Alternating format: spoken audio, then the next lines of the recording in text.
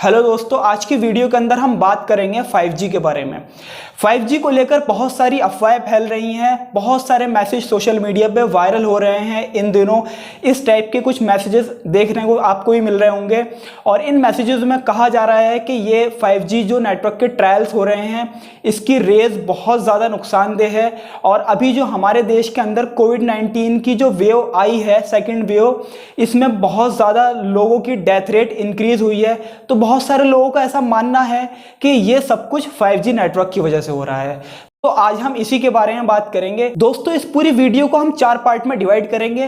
First part के अंदर हम बात करेंगे कि ये 5G नेटवर्क, पुराने जो नेटवर्क्स थे, पुरानी जनरेशन के नेटवर्क्स, उनसे ये कितना डिफरेंस है, क्या इसके अंदर अलग है जो इस पे इतना ज़्यादा बवाल चल रहा है आज के टाइम पे।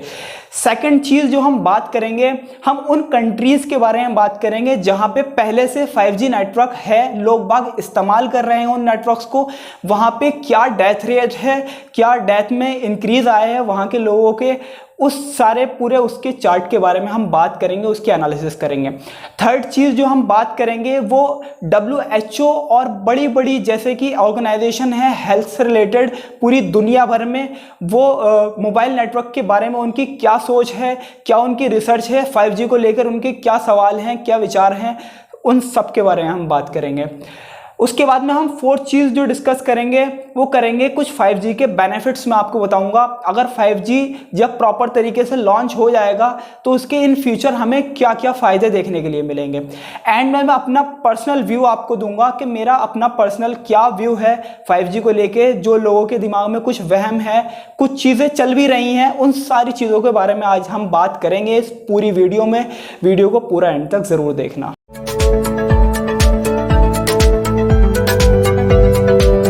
गाइस, जी का मीनिंग है जनरेशन।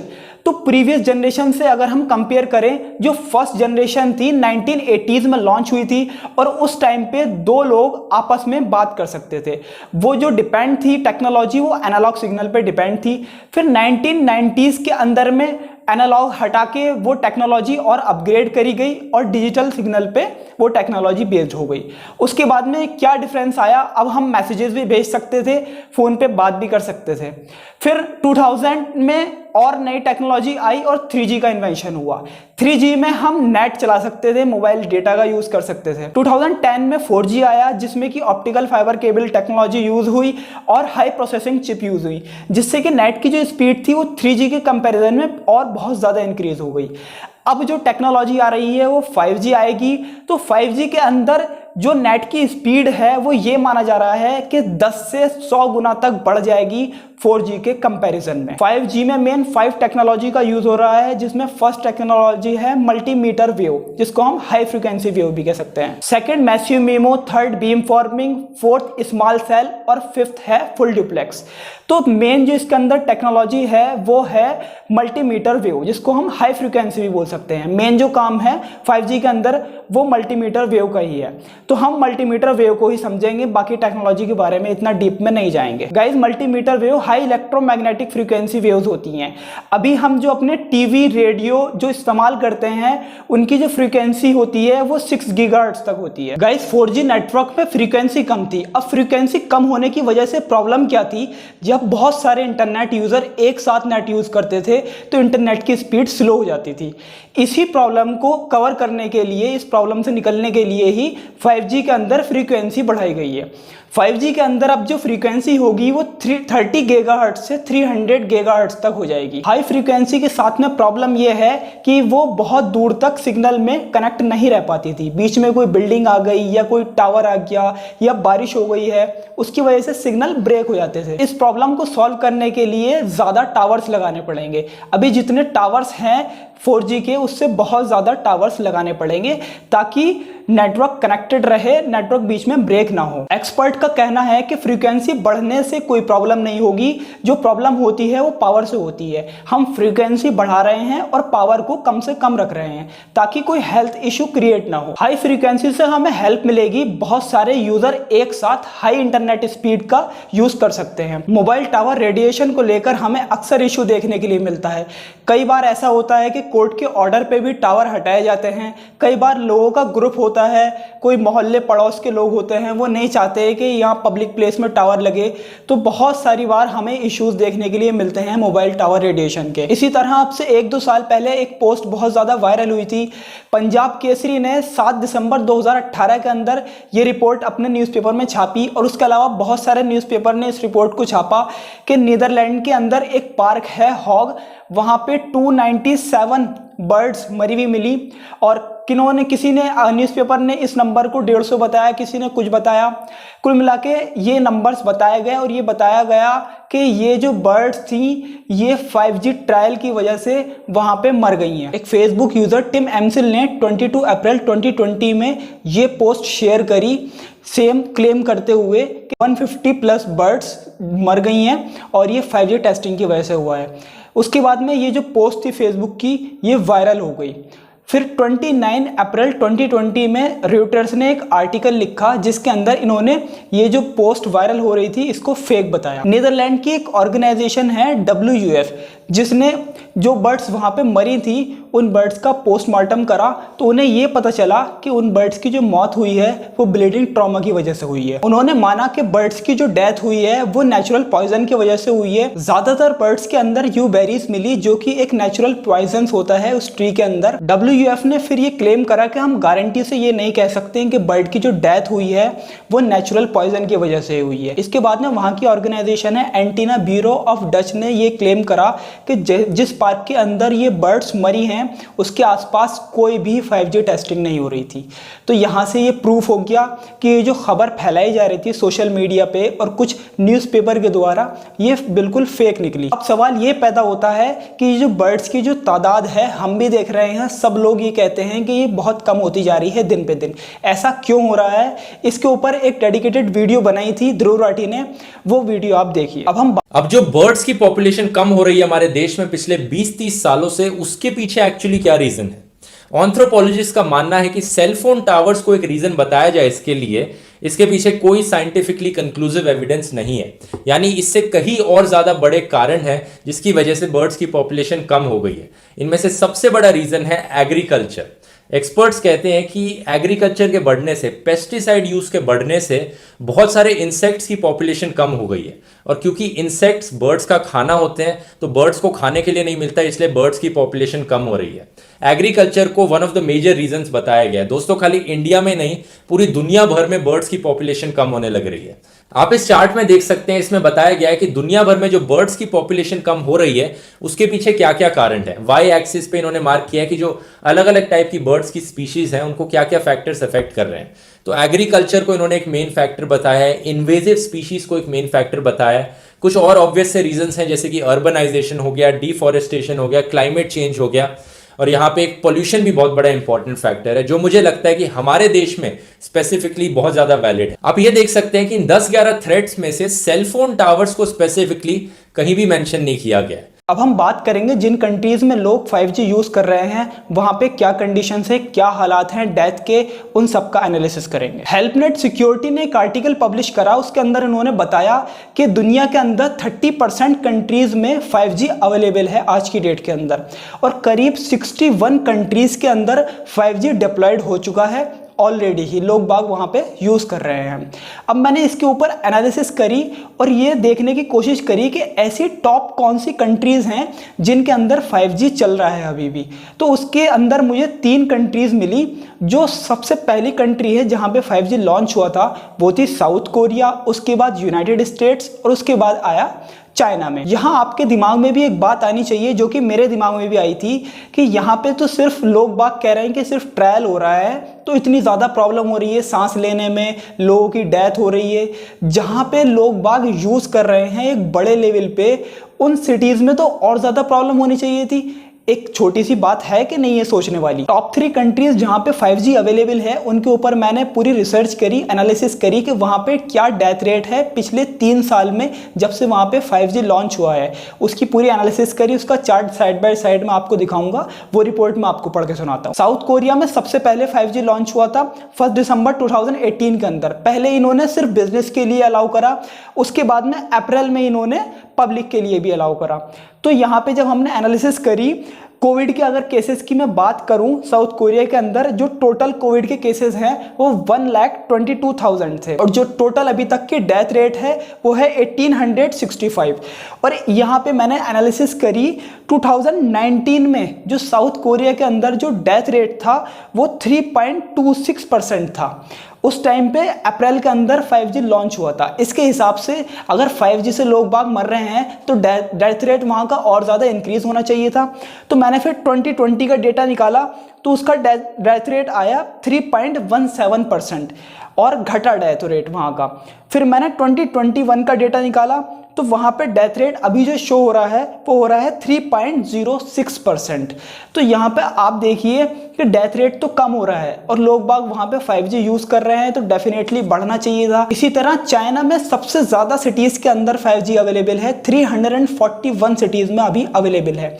नवंबर 2019 के अंदर चाइना में भी ये अवेलेबल हो गया था 5G वहाँ पे आम लोगों के लिए। चाइना में अभी तक के टोटल कोविड केसेस की अगर मैं बात करूं तो वो है 90,746 और जो उनका डेथ रेट है वो है 4,636। 2019 का जो डेथ रेट था चाइना में वो था 1.970%। फिर उसके बाद में 2020 के अंदर डेथ रेट जो था इनका वो था 1.940%, यानी कि घटा 19 से 20 में घटा। उसके बाद में अब जो 2021 की जो प्रोजेक्शन लगाई जा रही है वो है 1.890%। ये जो मैं आपको डेटा बता रहा हूँ ये यूएन प्रोजेक्शन के हिसाब का डेटा है। साइड बाय साइड आप चार्ट देखिए, ऊपर वेबसाइट आ रही है, यहाँ पे जाके आप किसी भी कंट्री के डेथ रेट चेक कर सकते हैं यूएन प्रोजेक्शन के हिसाब से। अमेरिका के जो टोटल कोविड केसेस थे वो हैं 3.27 करोड़ अभी तक के और जो उनकी डेथ है वो है 5.8 लाख। उसके बाद में हमने 2019 का जो डेटा निकाला अमेरिका का डेथ रेट का वो आया 1.120%। फिर 2020 का डेटा आया 1.120%, यानी कि सेम रहा, कोई इसके अंदर डिफरेंस नहीं आया। फिर 2021 की जो अभी यूएन की प्रोजेक्शंस हैं उसके हिसाब से 1.09% इनकी डेथ रेट होगा 2021 के अंदर। मैंने जो ये 3 टॉप कंट्रीज बताई आपको, यहाँ पे सबसे ज़्यादा सिटीज़ के अंदर 5G अभी लोग बाग यूज़ कर रहे हैं।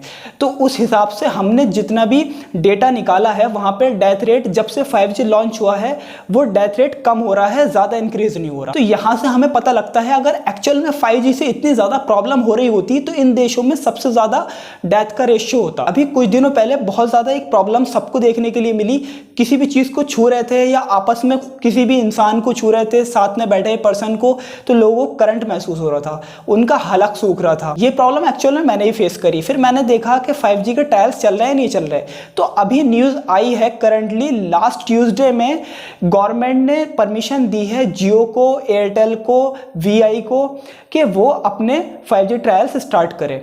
और इन्होंने टाई अप करा है एरिक्सन, नोकिया, सैमसंग और सी डॉट के साथ में मिलके ये कंपनीज अपने 5G स्पेक्ट्रम की टेस्टिंग स्टार्ट करेंगी। तो इस हिसाब से लोगों को प्रॉब्लम तो बहुत ज़्यादा पहले देखने के लिए मिल रही है। ट्रायल एक्चुअल में जो बड़े लेवल पे स्टार्ट होना है वो अब शुरू होगा। इंडिया को 5G स्पेक्ट्रम अलाउ ही नहीं किया गया था और कोविड के जो केसेस हैं वो चल रहे हैं मार्च 2020 से।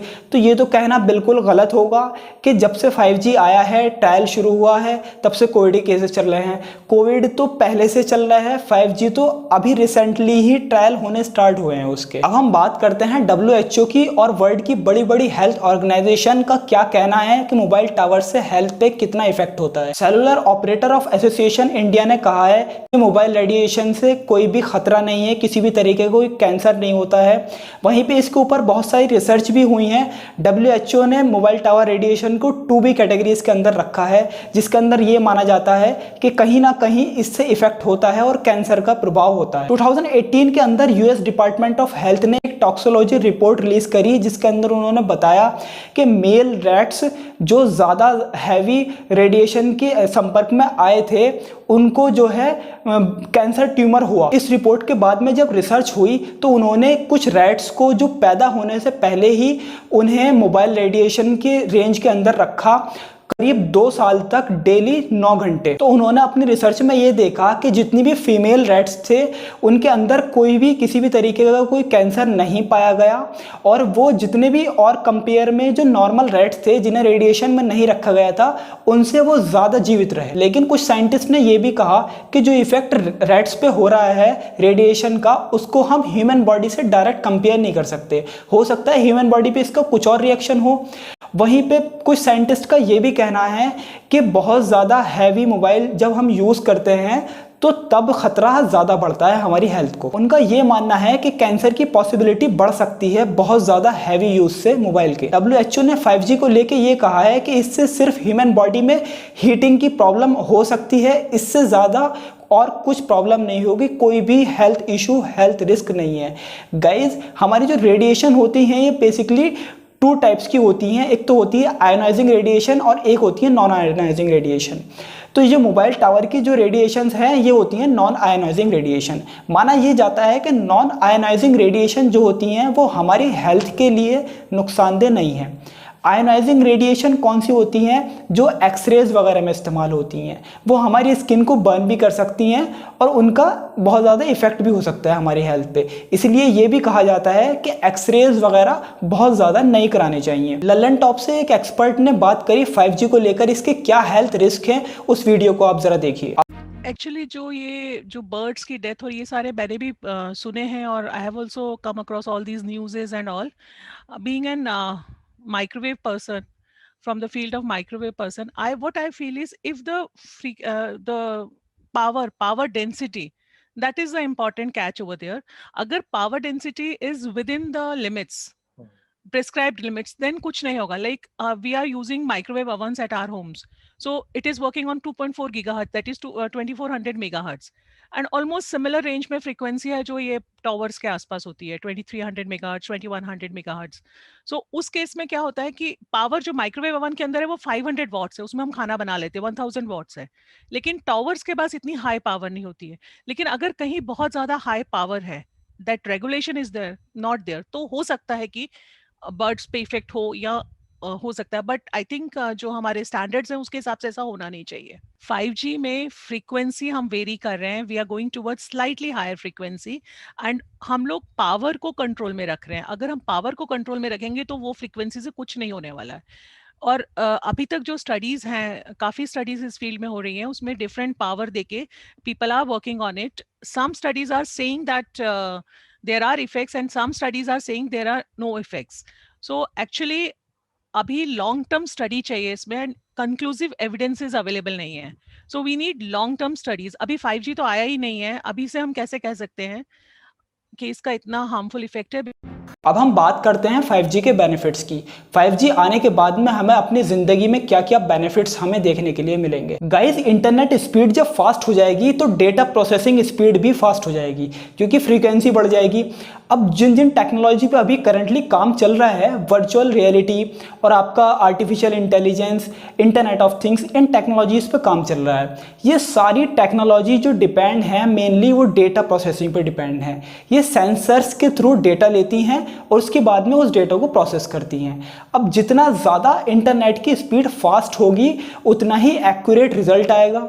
अब मैं VR की बात करता हूँ। VR में जैसे आप कई सारे गेम्स होते हैं, गेम्स में आपको सेंसर्स लगे हुए होते हैं, आपके हेडफोन्स होते हैं। हॉरर मूवी जब देखने जाते हैं आप कहीं पे 5D 3D वगैरह में, वहाँ पे आपको वर्चुअल रियलिटी का यूज़ होता है। तो वो रियल टाइम में सेंसर्स को हेल्प से आपकी जो है वो डेटा प्रोवाइड करा रहे हैं और रियल टाइम में वो डेटा को प्रोसेस करते हैं। अब जैसे ऑटोमेटिक कार्स चल रही हैं, वो सारी सेंसर्स पे डिपेंड होती हैं। आगे भी उनके सेंसर्स होते हैं, साइड में भी सेंसर्स होती हैं। डेटा को वो कैच करती हैं, उसके हिसाब से फिर वो एक्शन लेती हैं। अगर मान लीजिए इंटरनेट की स्पीड फास्ट होगी तो उनकी एक्यूरेसी भी और ज़्यादा इंक्रीज हो जाएगी। हेल्थ केयर सेक्टर में हमें बहुत ज़्यादा बेनिफिट देखने के लिए मिलेगा। डॉक्टर्स कहीं से भी बैठ के पेशेंट्स के ऑपरेशंस कर सकते हैं, जो ऑपरेशंस पहले पॉसिबल नहीं था क्योंकि इंटरनेट की स्पीड इतनी ज़्यादा नहीं थी। डॉक्टर्स ने वहाँ से बैठ के कमांड दी, किसी भी एक्सरेज वगैरह को, जो कि मशीन को कमांड दी लेज़र के थ्रू जो ऑपरेशंस होते हैं उनमें अब उसके अंदर अगर मान लीजिए लेट हो गया, डेटा प्रोसेसिंग में लेट हो गया इंटरनेट की स्पीड की वजह से, तो पेशेंट की हेल्थ पे बहुत ज़्यादा इशू आ सकता है। इसलिए इसमें बहुत ज़्यादा बेनिफिट होगा 5G के आने से। हेल्थ केयर सेक्टर हमारा और ज़्यादा एडवांस हो जाएगा। स्मार्ट होम, स्मार्ट किचन, जितनी भी ये सारी चीज़ें हैं IoT बेस्ड, ये सब कुछ सेंसर्स पे काम करती हैं, डेटा प्रोसेसिंग पे काम करती हैं। जितना फास्ट इंटरनेट होगा उतनी ही ये फास्ट तरीके से आपको रिजल्ट प्रोवाइड करेंगे और उतना ही एक्यूरेट ये आपको रिजल्ट देंगी। तो 5G फ्यूचर के लिए बहुत ज़्यादा ज़रूरी है। इंटरनेट की स्पीड इंक्रीज़ होना बहुत ज़्यादा ज़रूरी है, वरना तो हम टेक्नोलॉजी में बहुत ज़्यादा पीछे रह जाएंगे। मुझे ऐसा लगता है कि मोबाइल का बहुत ज़्यादा यूज़ कहीं ना कहीं नुकसान देता है ही, इसीलिए WHO ने भी इसको 2B कैटेगरी के अंदर रखा है। आप ये कोशिश करिए कि बहुत ज़्यादा हैवी यूज़ आप ना करें, पूरे पूरे दिन आप मोबाइल में ना लगे रहें। कोशिश करिए कि मोबाइल को अपनी जेब के अंदर बहुत ज़्यादा ना रखें। अगर आप घर में हैं तो टेबल पे रख दें, कहीं और रख दें। अगर यूज़ ना हो तो फालतू में मोबाइल को हाथ में अपने ना रहे। कोशिश ये करें कि ज़्यादा से ज़्यादा अपने पास ना रखें फ़ोन को। कहीं ना कहीं जो रेडिएशंस हैं वो आफ्टर ऑल कहीं ना कहीं इफ़ेक्ट तो करती ही हैं। लेकिन गाइज ये कहना कि 5G की वजह से लोगों की डेथ हो रही है, जो अभी सेकंड वेव आई है कोविड की, वो 5G की वजह से आई है, या 5G की वजह से लोगों की रेडिएशन से लोग बाग मर रहे हैं, ये कहना बिल्कुल भी सही नहीं होगा। अभी तक दुनिया के अंदर कहीं भी ये प्रूफ नहीं हुआ है कि 5G से एक भी नुकसान है, बड़ा नुकसान अगर हम कहें, कहीं भी ये प्रूफ नहीं हुआ है। और मैंने आपको डेटा भी बताया, जिन कंट्रीज़ में 5G सबसे ज़्यादा सिटीज़ में अवेलेबल है, वहाँ पे डेथ रेट कम हो रहा है जब से वहाँ पे लोग बागों ने 5G इस्तेमाल करना शुरू करा है। डेथ रेट बढ़ना चाहिए था अगर 5G से लोगों की मौत होती। एक लॉजिक की बात है या नहीं है? बाकी अभी रिसेंटली जो इंडिया के अंदर डेथ रेट इतना ज़्यादा बढ़ गया है कोविड के केसेस में, वो मुझे लगता है कि कहीं ना कहीं बहुत बड़ा रोल है इसके अंदर ऑक्सीजन का। लोगों को सही टाइम पे ट्रीटमेंट नहीं मिल पा रहा है, लोगों को ऑक्सीजन टाइम पे नहीं मिल पा रही है, इसकी वजह से केसेस ज़्यादा बढ़ रहे हैं। डेथ के जो रेशियो आ रहा है वो ज़्यादा आ रहा है। अगर आप मेरी बात से सहमत हैं तो कमेंट सेक्शन में ज़रूर बताइए। अगर वीडियो अच्छी लगी है तो प्लीज़ वीडियो को लाइक ज़रूर करना, शेयर करना और दोस्तों तक इस वीडियो को ज़्यादा से ज़्यादा लोगों तक फैलाइए, अवेयरनेस फैलाइए कि जो लोगों के अंदर एक वहम पैदा हो गया है, जो डर पैदा हो गया है लोगों के अंदर से, वो डर निकल पाए। कोई और टॉपिक अगर आप सजेस्ट करते हैं मुझे तो कमेंट सेक्शन में आप लिख सकते हैं, मैं उसके ऊपर वीडियो ज़रूर बनाऊंगा। कुछ और चीज़ अगर आपको पूछनी है, मेरी इंस्टाग्राम हैंडल ऊपर आ रहा होगा, वहाँ पर जाके आप मुझे फॉलो कर सकते हैं। वहाँ पर आप अपनी कुछ भी क्वेरी मुझसे पूछ सकते हैं। डिजिटल मार्केटिंग से रिलेटेड मैं वीडियोज़ बनाता हूँ, बिजनेस केस स्टडीज़ वगैरह बनाता हूँ, बिजनेस के अराउंड मैं अपना कॉन्टेंट रखता हूँ मोस्टली। और जो टेक्नोलॉजी से रिलेटेड इश्यूज़ होते हैं उनके ऊपर भी मैं वीडियोस बनाता हूँ, इकोनॉमिक्स के ऊपर मैं वीडियोस बनाता हूँ कई बार। तो चैनल को सब्सक्राइब ज़रूर करो। तो मिलते हैं आपसे नेक्स्ट वीडियो के अंदर, तब तक के लिए good bye, stay healthy, stay safe.